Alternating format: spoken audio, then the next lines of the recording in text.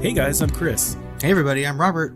And we're the Film Flamers. Listeners, Thanksgiving is upon us, and in the spirit of this American holiday, we decided we needed to talk about a film that is, well, frankly, a watershed moment in cinema history. A powerful enough movie, emotional enough movie, to truly convey the American experience and spirit. A movie that is a prime example of the craft of filmmaking.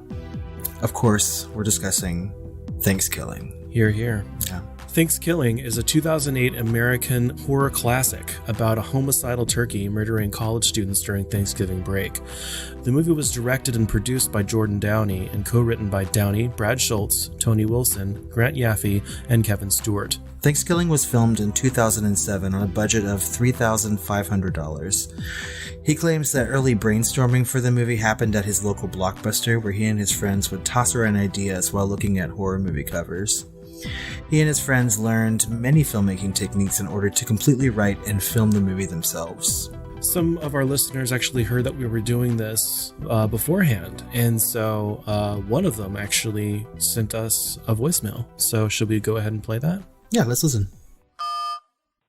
Hey guys, I wanted to tell you why this film was so important to me.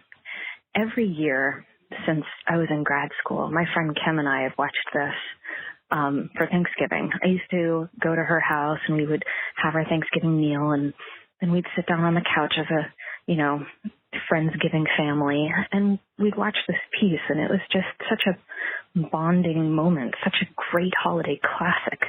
Every year we look forward to it. I mean, whatever film can you say lives up to this kind of repetitive playing? It's like, every year watching Die Hard or something. It's awesome. I'm so glad that you guys found time to discuss this seminal piece. It's just such an important work. I really hope that you're going to do it justice. I mean, when that turkey said that you've been stuffed and nice tits, bitch, I never felt objectified by a turkey before. He just really spoke to my soul. And, I really feel like this is super important to cover. Such great lines, such great acting, superb direction. It's an important piece of the horror films, holiday genre that Robert loves so much. And I'm so glad that you're going to be taking this so seriously and really delving in. Turkeyologists everywhere are going to be appreciative of this effort. Thank you. Thank you so much for covering Thanksgiving and giving it what it deserves. Thank you so much for that voicemail. It means so much to us. Because you're right. I do love holiday horror movies, and this is, a classic holiday horror, and it needs to be discussed. I never hear people talking about Thanksgiving, and it's time that, we can just shed a light on, what a fantastic and powerful movie this is. Yes, and I think it's important sometimes for us to kind of back away from our normal oeuvre of, horrors or horror comedies and really step back and watch something that's really, really important, like Thanksgiving. That's right, So, I don't know. Do you want to get started? Yeah, let's get started. Gobble, gobble, motherfuckers. This is Thanksgiving.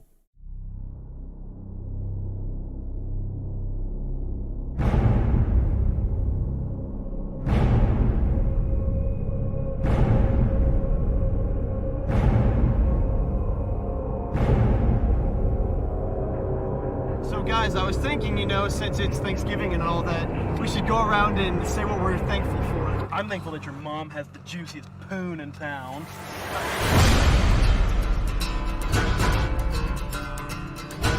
Back in the 1500s, in the settlement of Crawlberg, an old Indian by the name of Feathercloud was dishonored by a pilgrim.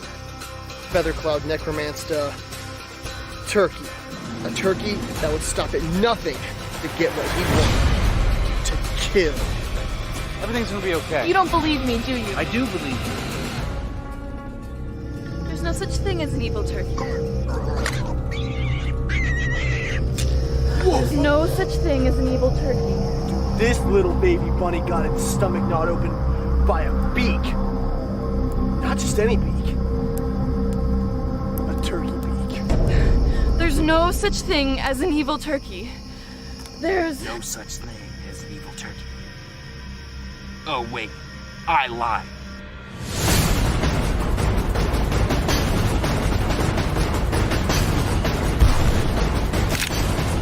You just got to stop!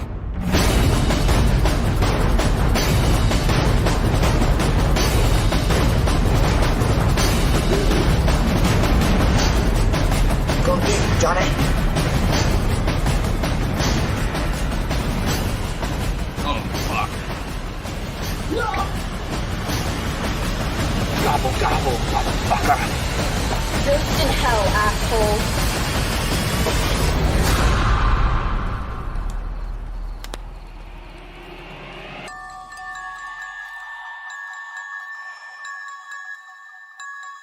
Moments after the first Thanksgiving, a topless pilgrim is being chased through the woods by an evil, demonic turkey. When he finally catches up to her, he kills her with his tomahawk. Centuries later, 5 college students, Good Girl Kristen, Jock Johnny, Ditzy Sexpot Allie, Redneck Billy, and Nerdy Darren, drive home to Kralberg to spend Thanksgiving with their families.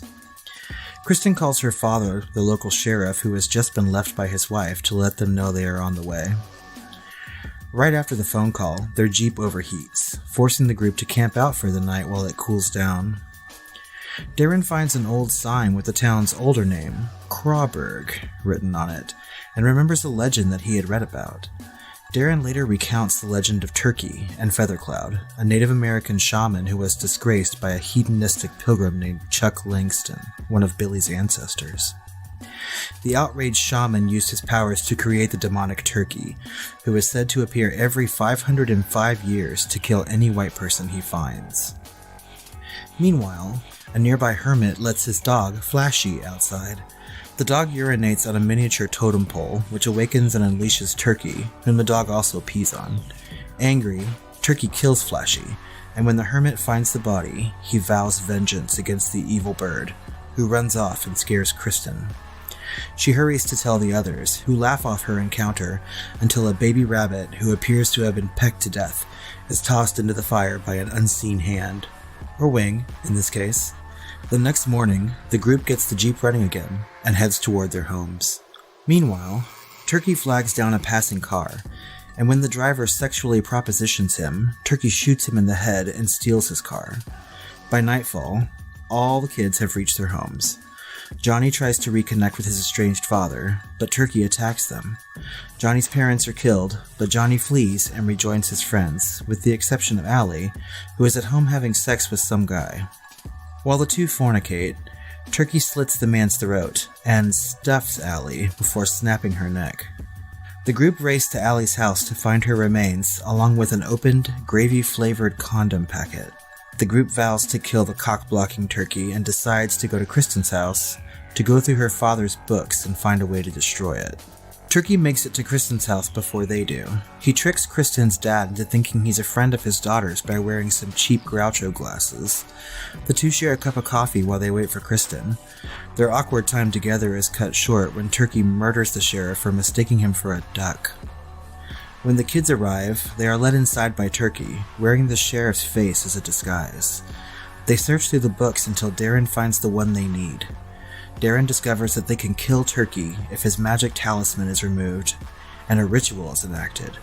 The ritual, however, is encrypted inside a long mathematical equation. Billy stumbles across Turkey disposing of the sheriff's body, and while they succeed in removing his talisman, Turkey escapes. Fed up, Billy storms off to find something to eat, while Darren cracks the code. Turkey must be burned at the stake, while a demonic prayer is said backwards. Outside, Turkey magically enters Billy's body by posing as a cooked bird on a platter. Once inside him, Turkey explodes out of his stomach. Billy dies in Darren's arms while they reminisce about the good times they've shared. Johnny, Kristen, and Darren track Turkey to his teepee. They say the prayer backwards, but as they prepare to burn him, he escapes again, only to be shot in the head by the hermit. They congratulate the hermit and head to Kristen's house to watch movies, unaware that the trash can Turkey was blasted into contained radioactive waste that reanimates him. Believing Turkey to be dead, Johnny and Kristen profess their feelings for each other and begin to wildly make out, causing Darren to leave them alone. After entering the kitchen for a snack, Turkey surprises him, rips out his tongue, and pecks his heart out. Kristen and Johnny run into the kitchen, but Turkey stabs Johnny with an electric carving knife. Kristen slaps Turkey away, and she and Johnny flee to a shed, where she sets Turkey on fire with a makeshift aerosol flamethrower. Kristen grabs a pipe and knocks Turkey into a woodpile. As Turkey burns, she comforts Johnny while he dies. The hermit congratulates her, while she eats one of Turkey's roasted legs. Sometime later, at a family's Thanksgiving dinner, the cooked turkey comes to life when the family prays. In Turkey's voice, the cooked bird yells, "Do I smell a sequel, biatches?" The end. The last words of that movie will always haunt me. Yes, I mean, it's a powerful, powerful ending to what has already been a harrowing experience, for these characters. And I'm super excited to really dive into it. And before we do, let's talk a little bit about the release. Thanksgiving showed at the Sacramento Horror Festival on December 8th, 2008, and would later get a direct-to-DVD release in 2009. Jordan Downey says that his distributor was able to get the film added to Netflix before the streaming service exploded in popularity. He claims that this is the reason that the film has a cult following like it does today. So there's no official tomato meter score for this movie, but it does hold an audience score of 43%, which I think is ridiculous, really. Yeah, I don't understand that. There's no site consensus either. There are, however, some reviews. On the positive side, Thanksgiving was called Gleefully Awful by Tom Russo of the Boston Globe. I mean, that's kind of a mistake. And Mark Hughes of Forbes magazine said, if you can enjoy laughing at a bad movie, add this one to your list. I just don't think anyone got this, I mean, Mark, what movie were you watching? Yeah. Peter Culver wrote, ultimately, there's not much to say about this mountainous pile of garbage. There's more entertaining bad movies, there's better movies about unlikely killer animals, and there's better Thanksgiving movies. For your own sake, please just don't watch it. Well, fuck you, Peter. Hard disagree. I mean... Yeah, I just don't think some of these people were ready for this, Honestly, yeah. Shockingly, this movie has won no awards, but a musical version titled Thanksgiving the Musical premiered in Seattle in 2013. It also played off Broadway at the Producers Club as part of the Festival of the Offensive in 2014. And it showed again in Orlando in 2017. So apparently the musical version is very popular. I would love to see that. Yeah, me too, actually. Yeah. The film also spawned a sequel titled Thanksgiving 3 in 2012.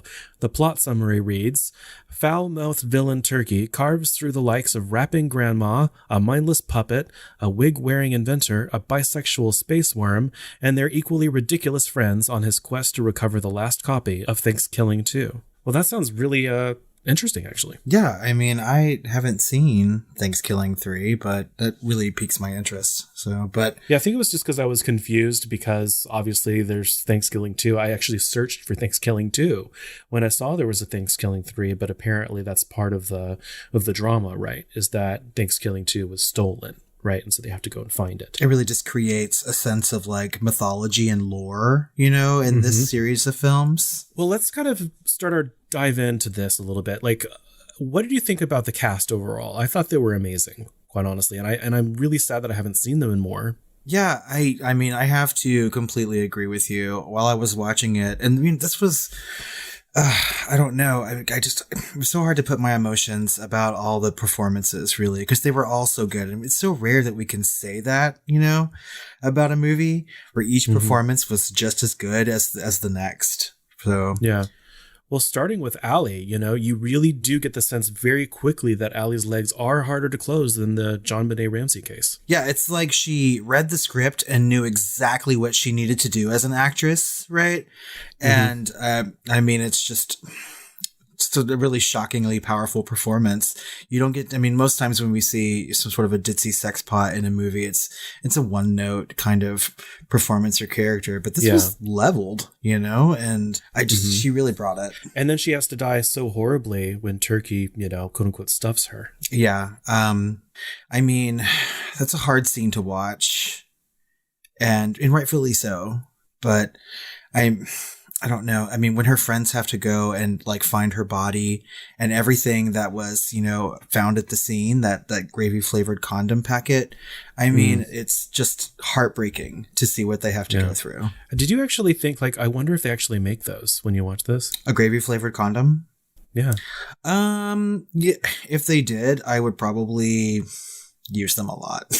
So yeah. I love gravy. I would just be afraid that during my lovemaking that I would be thinking of turkey and not my lover. I oftentimes think of turkey while I'm having sex. I mean, not the evil bird, but the meal. Yeah, me too. What would be better is if they had like a gravy flavored lube, right? I guess. Yeah. Do they make flavored lubes? Yeah, I think so.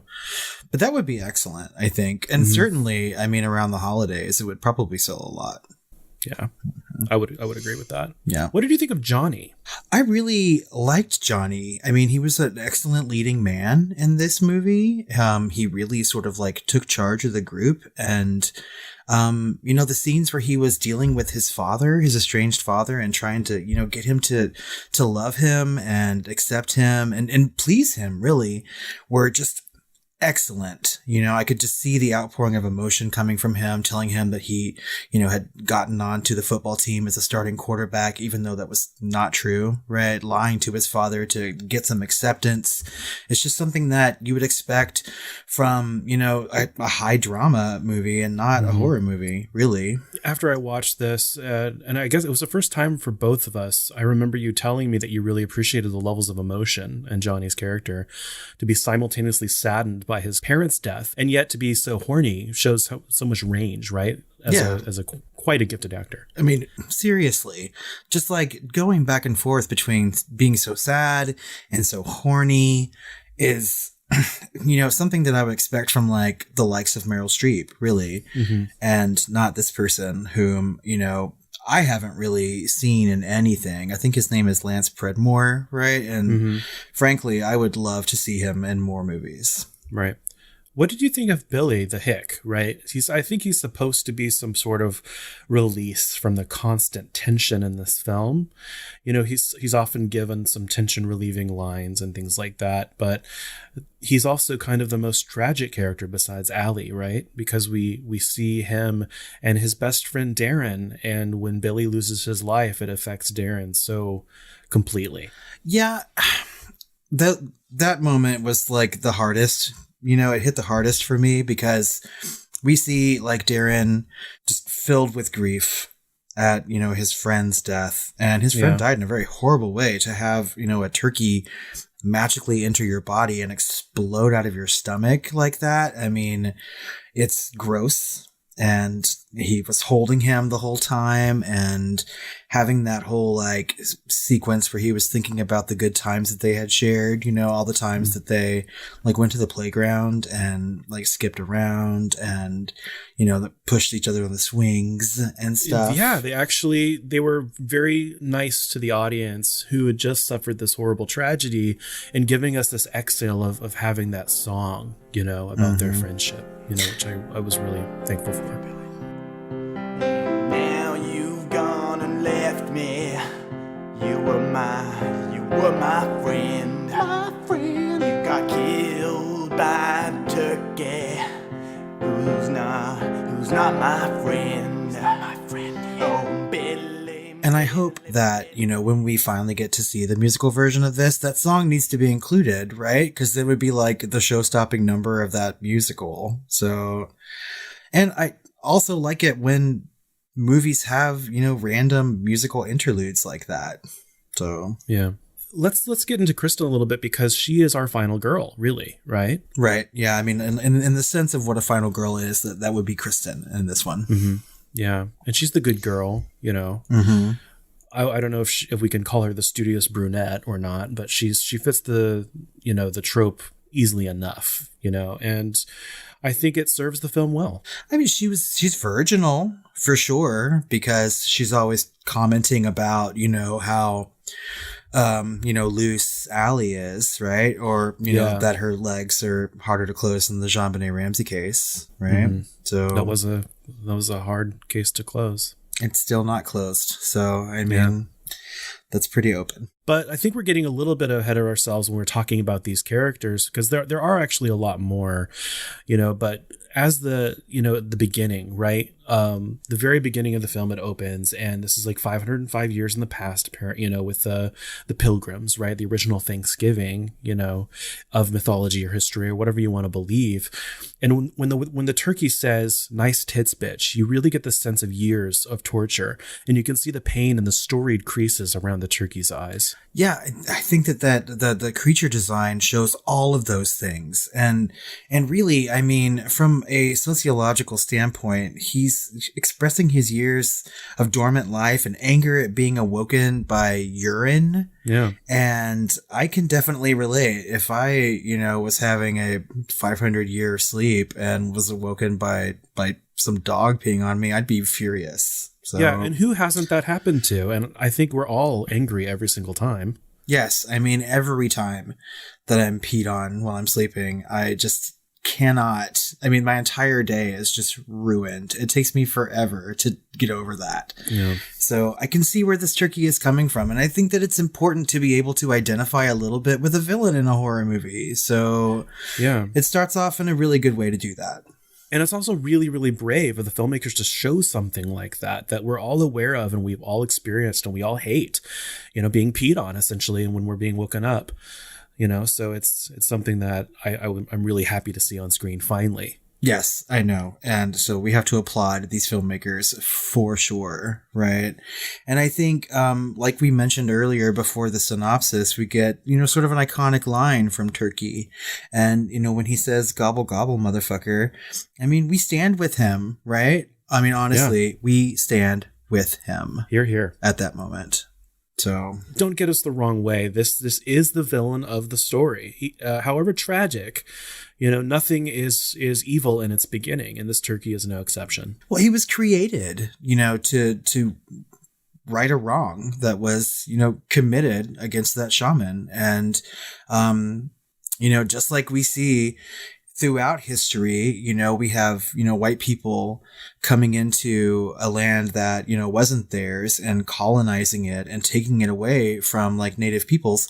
And this is something that person had in his power to sort of like give to Chuck Langston, that hedonistic pilgrim, and, really try to right a wrong, or at least, remind people in the future of what, their past was and what their ancestors did. So anyway, we get back into the story 505 years into the future with that dog, right? And so we've experienced the awakening of this turkey, and he's awoken early. I'm guessing a few days early, from his 505-year rest.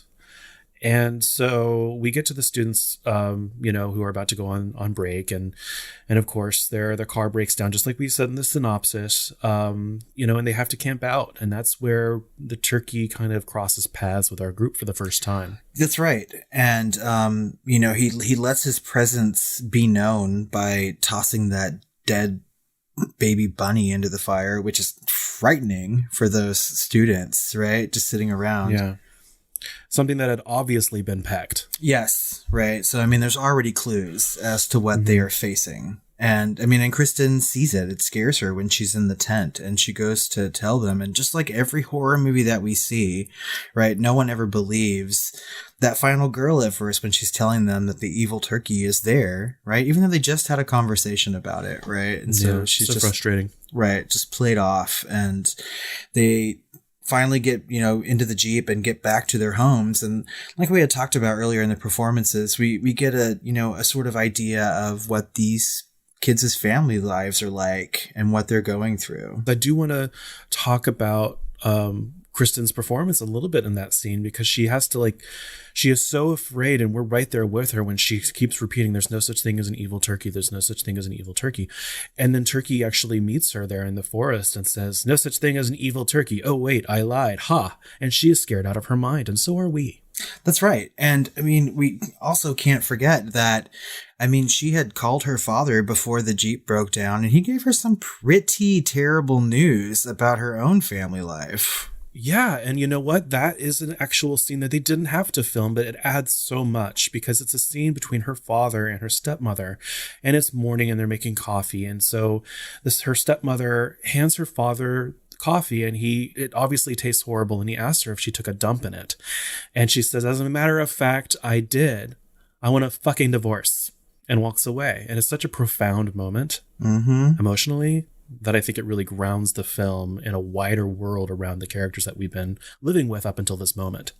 And I mean, obviously that marriage has had some share of problems because there is actual feces in that coffee pot when she shows it to him. Like her level of like, I don't know, tolerance toward her husband is completely gone to the point where she had to defecate into the coffee pot before like feeding him some coffee. Right. Yeah. So like what drives someone to do that? I don't know. We may never know. I mean, it's so hard for me to like put myself in both her shoes and the sheriff's shoes. Maybe he would awaken her every morning by peeing on her. That's possible. I mean, if we've learned anything from Turkey in our own experiences, no one likes that. And if you're just prolonged, awakenings or, with pee, then yeah, of course, your final step would be, taking a dump in a coffee pot.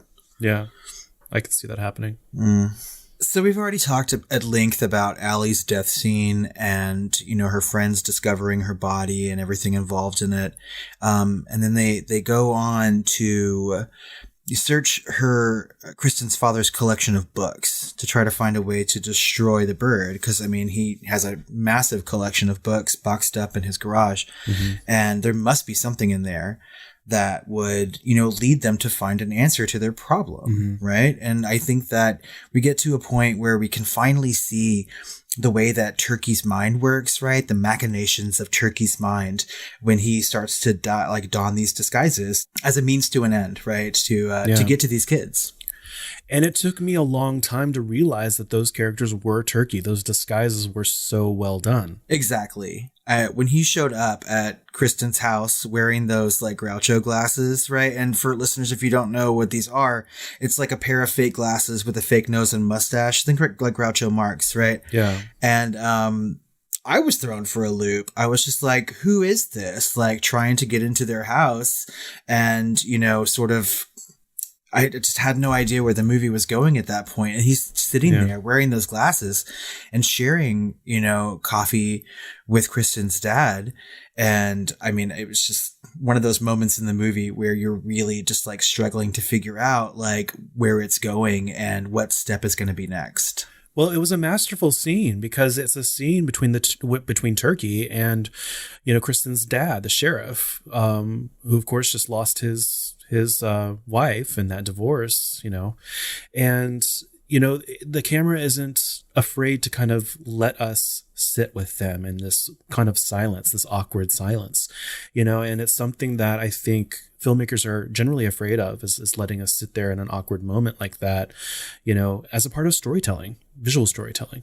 I mean, you're absolutely right. I think that, well, and a lot of it has to do, I think, with American audiences. They need to have something going on the screen at every single moment.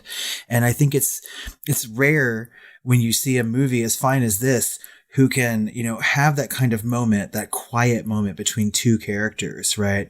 And, ultimately, I think during their conversation, we start to realize that it is Turkey in disguise.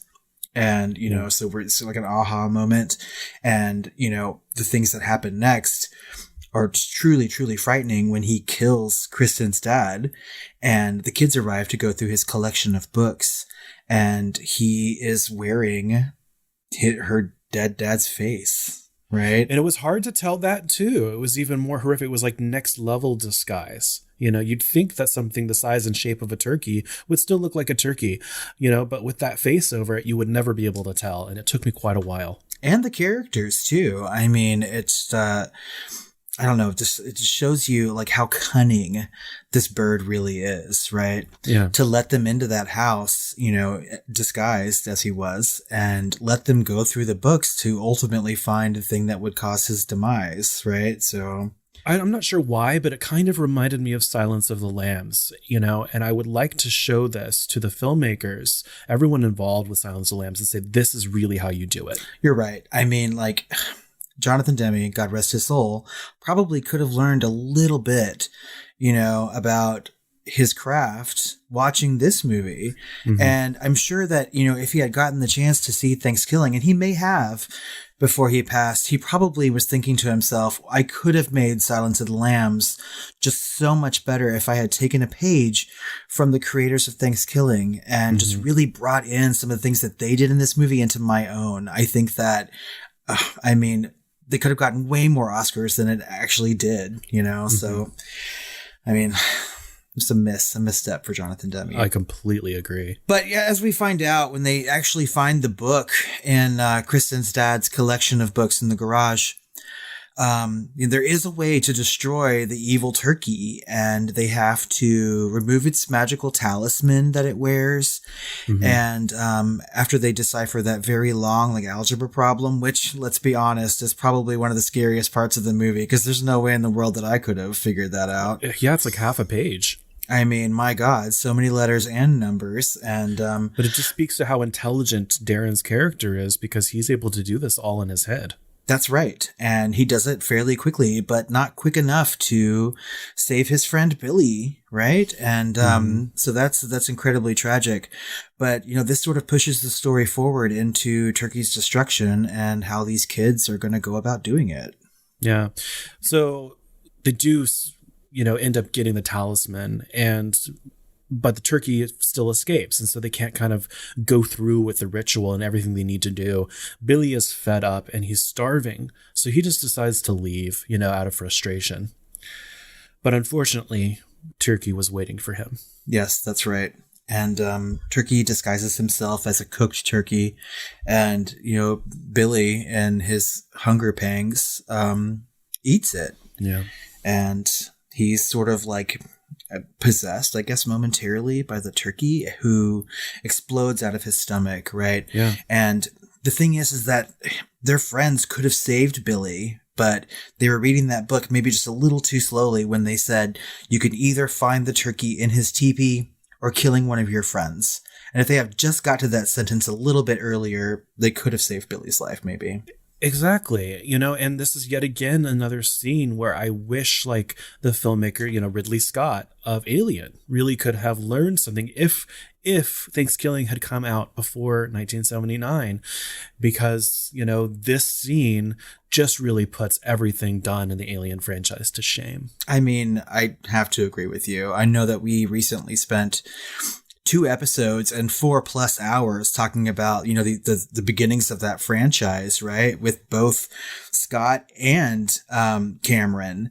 And they really could have learned just a little something about pacing, I think, from this particular moment, right? I think that, Alien, yeah, we talked about how it's good and suspenseful, but it's nothing compared to what Thanksgiving has offered us in these moments of that book reading.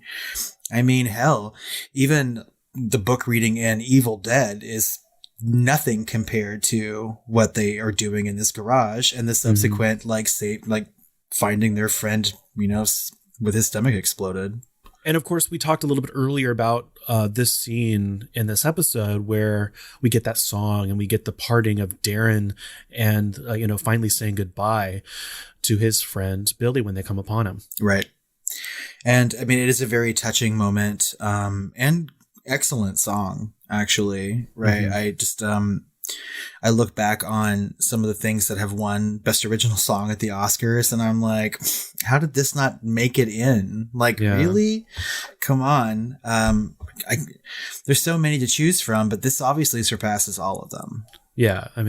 Fuck 9 to 5. Fuck A Whole New World or whatever. Yeah, every Disney song, I've had the time of my life, all these things that have won the Oscar, right? But this is somehow missed. I'm like, it's the fucking Travesty Academy, and y'all really need to get your shit together. Yeah. So this kind of thrusts us into the final act of this film, right? And so they go hunting for Turkey, right? And so they find him in his teepee. And I have to say that the mise en scène of the tent scene was inspiring. The glow of the fire lit the cast in such a way that invokes images of Kubrick at his finest. Wow, I didn't notice that, but now that you say it, I can totally see some Kubrick in this. My goodness. Again, like we said earlier, it's a powerful, powerful movie. And I think this is when the movie gets the most exciting, because we get to see the hermit come back. And this is someone that we really didn't talk about that much when we were talking about the characters. But the hermit, who was played by General Bastard, has already given such an astounding performance, right?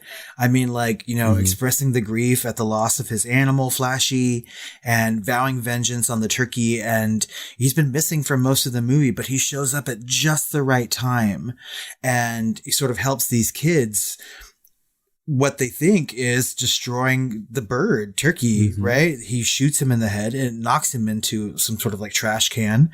And, you know, they think that they've solved the problem, right? But I mean, if we had been paying attention, you know, if the viewer had been paying attention, we know that they did not complete the ritual, right? He's supposed to be burned at the stake. And the prayer has to be read backward, right? You know, I had completely forgotten that because he was shot in the face and he landed in a trash bag. It was like case closed, or a trash can rather. And then later on, you see that the trash can actually has a radioactive symbol on it. Right. And, you know, you would think that these people who live in this city, right, or this town, would know like which trash cans are for which refuse, right? I mean, like I have one for recycling and one for regular trash. And, you know, they obviously have some sort of radioactive waste problem, and they have, you know, pickup locations or like trash cans for that. They should have noticed this. I mean, honestly, like, this is the moment when the writers of this film sort of like show us that, you know, they're trying too hard and too fast to get rid of this problem, to remember the problems that are already going on in their town. Exactly, right? And so there's a little bit of environmentalism going on in the message of this film. And I thought that was also brave of the filmmakers. And I'm really happy that made it. And I mean, it goes to show you that if you're ever faced with a serious issue, like, you know, an evil turkey stalking and killing you and your friends, you got to be very careful the way that body is disposed of. You have to check and double check before you just walk away to watch movies. You have to make sure that it's not laying in some sort of waste, because obviously we see what that can do because the turkey comes back to life. And we know that it could be anything. It could be inanimate objects that come back, you know, or are, you know, filled with evil, you know, spiritual energy. Because at the beginning of the film, we actually see kind of a list of items that were chosen, you know, and the turkey was chosen among a group. And I think, you know, one of those was like a human hand or a dead rabbit. And then there's like an actual like dildo or a penis. And so it could have been like just like some sort of possessed, you know, dildo or something. It could have been any of those things.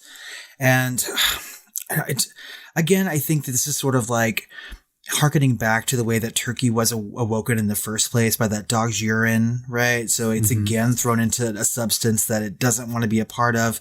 But in this case, it really works out in its favor. So, and I'm really glad it was a turkey instead of something like a dildo, because you still have those soulful eyes of the turkey and those storied creases around him. That's right. I mean, like, an evil dildo would have some creases, but you really understand the turkey soul by looking in both eyes. And if it were a dildo, we would only have one. That's true. But our group of friends think that the carnage is over, and they head back to Kristen's house because they're going to watch some movies and really enjoy the rest of their Thanksgiving break. And I'm sure that internally they are really grieving the loss of their family and friends, right? But one of the seminal lines in this movie, and something that I will always hold on to as being one of the most romantic things I've ever seen on screen, is when Johnny turns to Kristen and says, "I may have lost my parents, but I gained a girlfriend."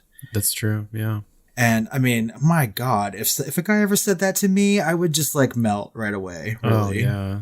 And you can completely understand why they're not thinking of anything else that's happened or their friends or anything else. But unfortunately, it seems that Darren is forced to kind of wander off to give them their space, and as a good friend would, you know. I mean, unfortunately, radioactive turkey is there and rips his tongue out and like hardcore pecks his heart out, and it's just a frightening, shocking moment. And they must have heard something, because, you know, Johnny and Kristen are running from the other room to kind of investigate, and unfortunately, Johnny is stuck with that electric carving knife. Yeah.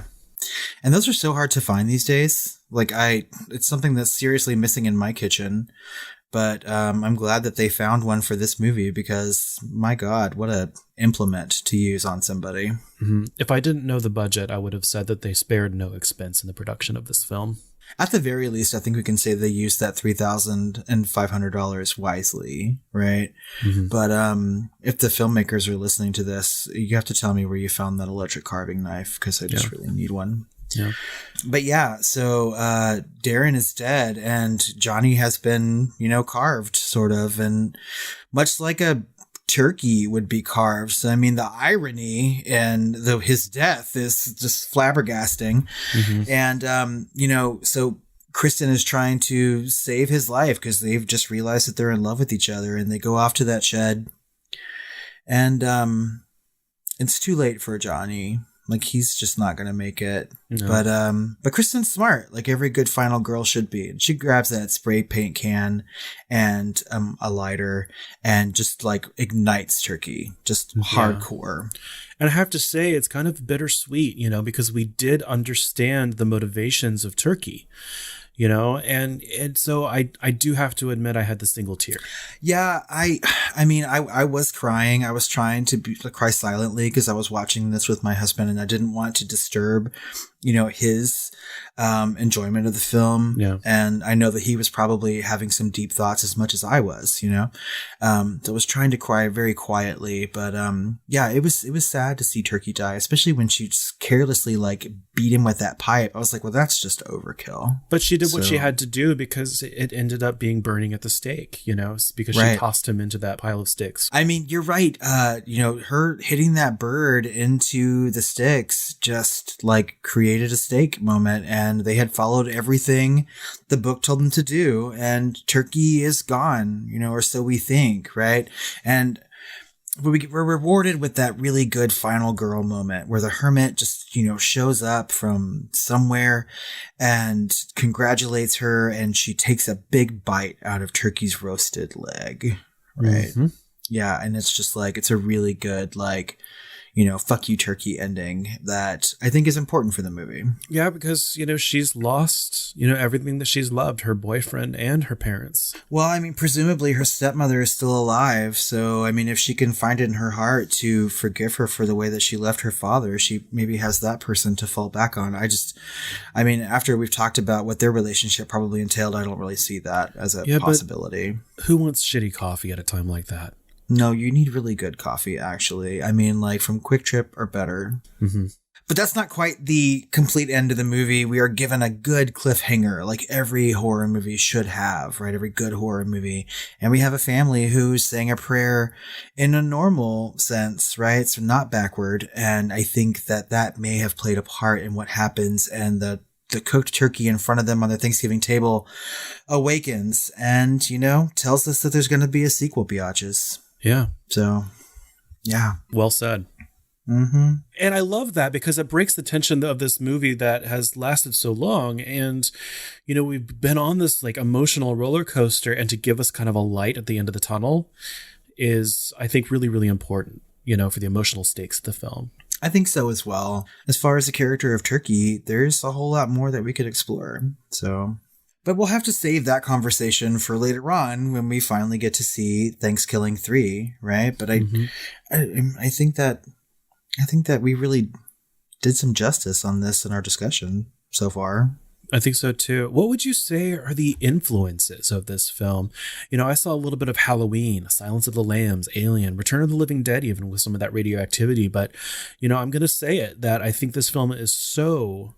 standalone and influential that it must have had some sort of effect back in time to inspire those movies. I mean, obviously, I think it did. I think that we wouldn't have a movie like Silence of the Lambs from, 20 years earlier without Thanksgiving, really. That's right. I mean, Einstein said time is an illusion. And I think that if that's true, in a universe where Thanksgiving exists, it's going to influence on either side. Future and past. I think the biggest conversation about Thanksgiving, aside from influencing all these past movies, would be its influence on the future, a film, right? And so after the movie was over, and we were watching on Amazon Prime, and there were a whole list of other movies that, customers had also watched or something like that. And there were titles like Lamageddon and Killer Pinata And Velocipaster. And I was just like, this is why this movie is such a classic. It's because that people have seen it, and we've gone on to have all these movies, right? And I mean, a friend of mine on Facebook recently posted a movie about a killer shark that wears a Santa Claus hat. I mean, a killer shark Christmas movie? Come on. It had to have come from Thanksgiving, right? Classic holiday horror at its finest, really. Yeah, and I don't know that we're ever going to reach this height again. Sometimes a movie is made that sets the bar so high that everything else is just considered an imitator, right? Yeah. And this is probably just one of those cases, really.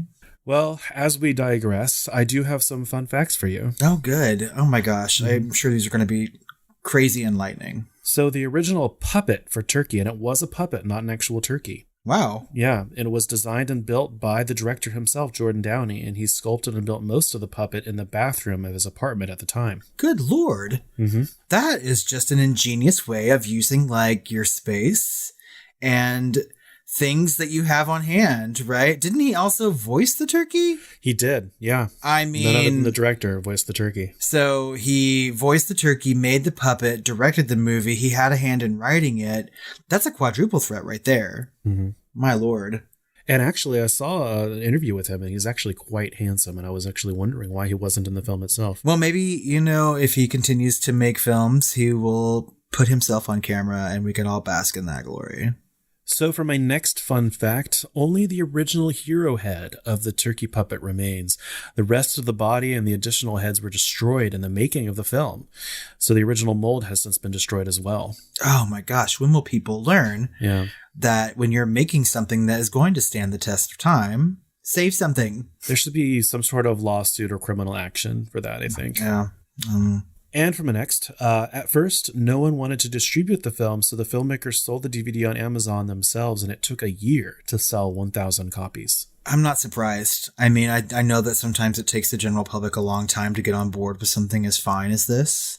Yeah. And word of mouth needs to happen, and so I'm sure that word of mouth played a huge part into making Thanksgiving as successful as it is today. I think we can call this a cult classic at this point, right? Yes, yeah. I think so. Mm-hmm.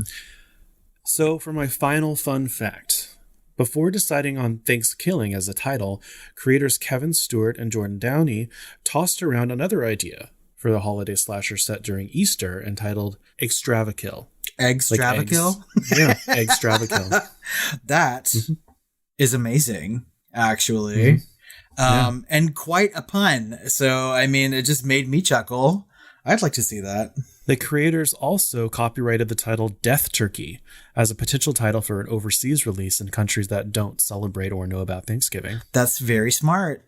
I mean, because I think that there are some very definite themes in this movie that everybody can grasp onto, not just in America. And it would be rude almost to not share it with the world. And not everyone celebrates Thanksgiving, obviously. So, yeah.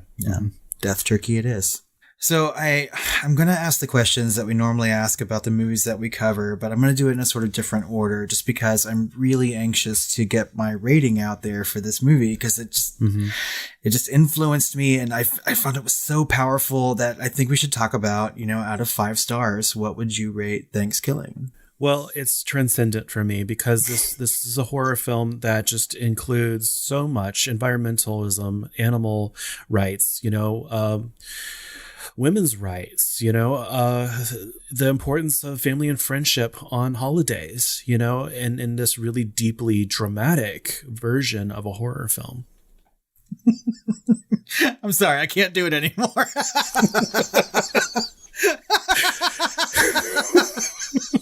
I thought I could keep up with this joke until you said transcendent. Yeah, so I gave it a 3-star. Okay, so obviously we're having a bit of a Thanksgiving fun with y'all, but I think my sense of humor broke somewhere during this episode. I have a headache from trying to keep a straight face. I know. I was trying not to laugh so hard while we were having all these conversations. I also gave it 3 stars, by the way. Yeah. But I mean, for real reasons, right? Like I had never seen Thanksgiving, right? And Me either. And your sister has been telling us to watch it for quite some time, for the entirety of our podcast, actually. And so we finally got around to doing it. And I was expecting to really fucking hate this movie and think it was god awful. Yeah, it's one of those movies that's so bad it's good. You know, that's cliched, but it is. It's obviously it was intentionally bad, right? And they knew exactly what they were doing when they made this movie, obviously, if you watch it, you know? And so like I loved it, like especially for the first like 3/4 of it, but the last fourth it kind of dragged and kind of the joke got a little stale. Yeah, a little you know, because bit. I was going to give this like a 4-star of being so bad it's good, but I had to end up at a 3, you know, and I still think it's a lot of fun. And I think I'll watch it again, probably repeatedly, just because it's so ridiculous. Yeah, I mean, I completely agree with you, because I was going to rate it super high too, because I was laughing my ass off through most of the movie. And then toward the end of it, I was just like, wrap it up. Come on. You know, just like in most like spoof movies, you know, like jokes start to get real thin and things start to get tired. And, but I agree. I would watch this a lot. I could see myself having a lot of fun watching this with you and with other friends, right? It just seems like a really good, you know, movie to watch as a group. And I do want to watch the sequel. So yeah, my sister says it's not very good. I do think the movie should have ended with it just landing in the trash can and being done, because I was laughing all the way through the movie until that point, and then it just kind of like I was done, you know. And so, but of course, I looked at the time of this movie, and it looks like it's only like an hour and 10 minutes, you know. So it would have been like less than an hour if you cut that out. So there was some funny moments after the bird landed in that radioactive trash can, though, right? Sure, I mean, so like when they're standing around that trash can and the bird's dead, and they're like, "Let's go watch some movies," and they're like, "Yeah," and I'm like, so I mean, like I was even laughing at that. So I mean, it had some good moments toward the end too. Yeah, but yeah. So would you call this a horror movie? I mean, sure. Yeah. I mean, it's a commentary on horror movies for sure. There's some gore moments in it, right? And I think if we're going to call something like Student Bodies a horror movie, we could easily call this a horror movie too, right? Yeah. Horror comedy is a thing. And yeah. So this just happens to be a very silly horror comedy. Exactly. I'm going to assume that you weren't scared. No, you're not supposed to be. Yeah. If anyone was actually scared while watching Thanksgiving, please tell us. I would like so to we can make fun of you. I would like to know exactly what scared you. And hopefully we weren't so dry that you thought we were just completely insane into this podcast. It was fun. That was a fun episode. I feel like first time listeners are going to like listen to this episode and they're just going to be like giving us 1-star reviews. Like, I know. Who are these idiots? Oh my God. They think that Thanksgiving is good, but blah, blah, blah is bad. It'd be great. Okay. But finally, and I guess some would say most important, who is the hottest guy in Thanksgiving?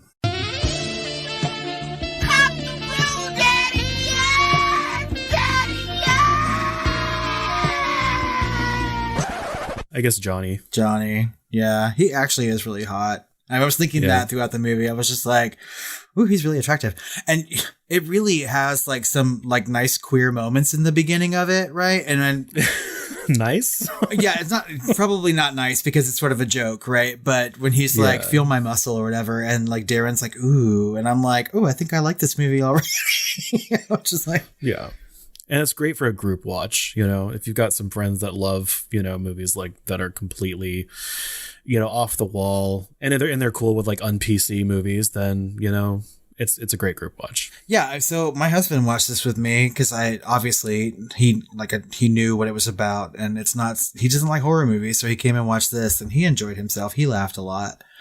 We laughed at different things, right? So everyone should find something funny.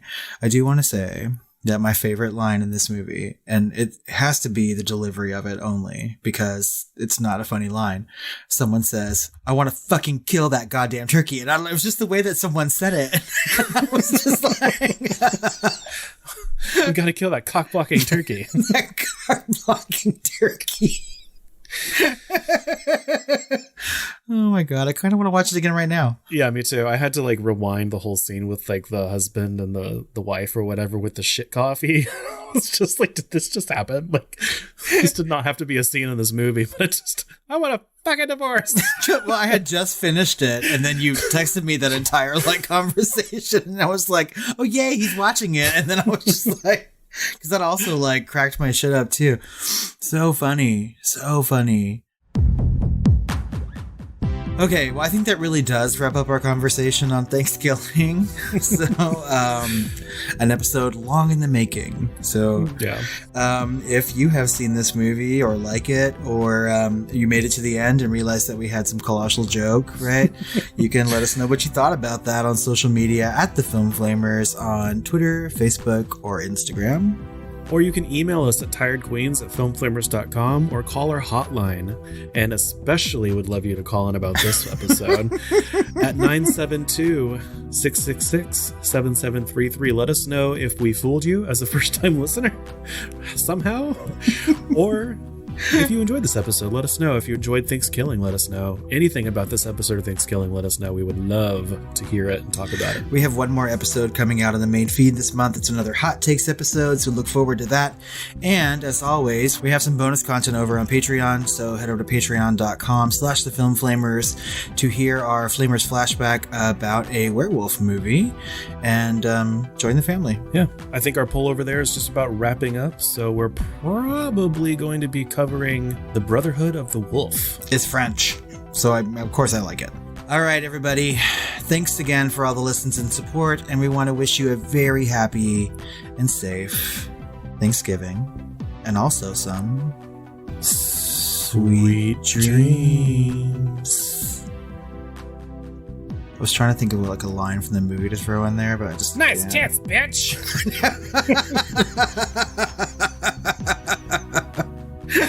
Gobble, gobble, motherfucker.